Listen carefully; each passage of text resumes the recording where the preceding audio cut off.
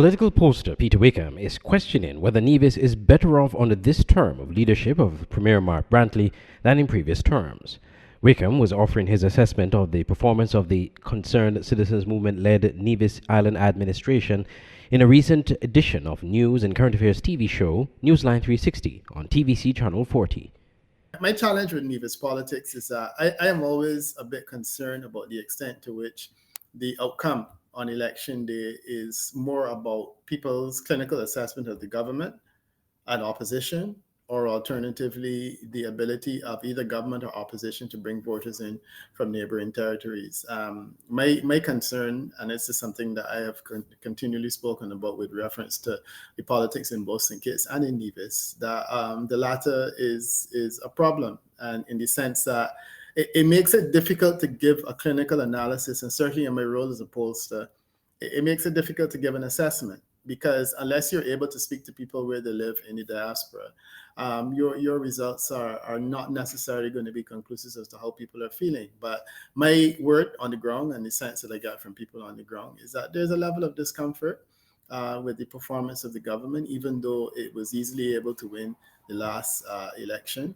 There is a strengthening on the part of the NRP, even though the NRP itself had a bit of a wobble. And my sense is that the next election is going to be a very, very interesting one, assuming that the NRP is able to raise the necessary resources to compete internationally with the CCM in terms of voters that live overseas.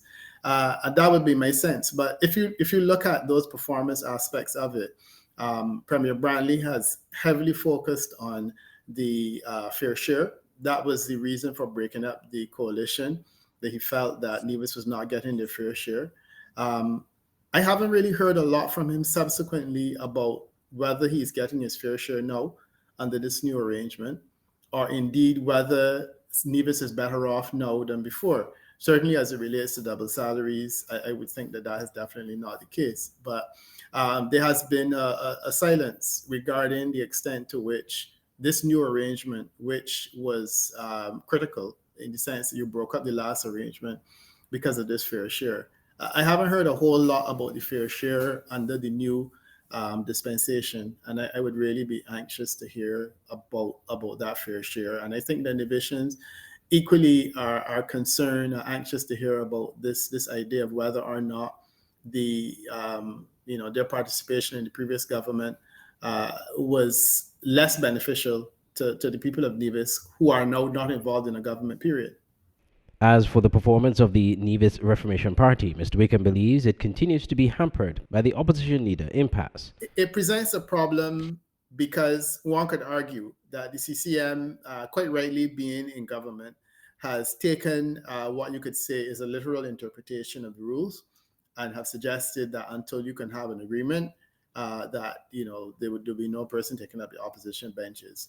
The fundamental issue is, however, that the NRP is led by one person, one individual, and I think that we understand that that's the leadership is clear.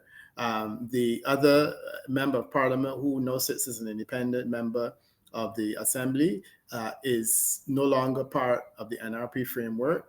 And as a result is no longer part of the conversation. Nevis does not officially have an opposition leader after Cleone Stapleton Simmons, one of the elected opposition members of the Nevis Island Assembly, defected from the Nevis Reformation Party, the NRP, and refused to offer her support to the leader of the party to become the opposition leader.